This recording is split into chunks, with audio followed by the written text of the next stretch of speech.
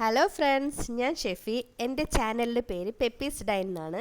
ഞാനിവിടെ തയ്യാറാക്കിയിരിക്കുന്നത് ബട്ടൂരയ്ക്കും ചപ്പാത്തിക്കും കഴിക്കാൻ പറ്റിയ നല്ലൊരു സ്പെഷ്യൽ ചന്ന മസാലയാണ് ഉണ്ടാക്കിയിരിക്കുന്നത്.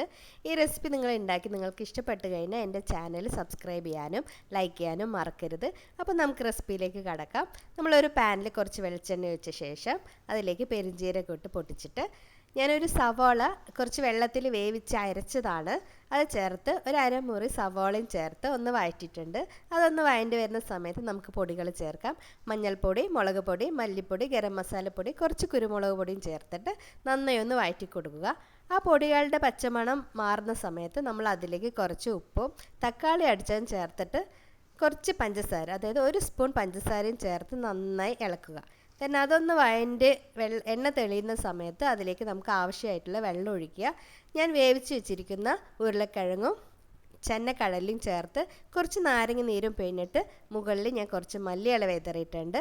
അപ്പോൾ നമ്മളുടെ മസാല തയ്യാറായി.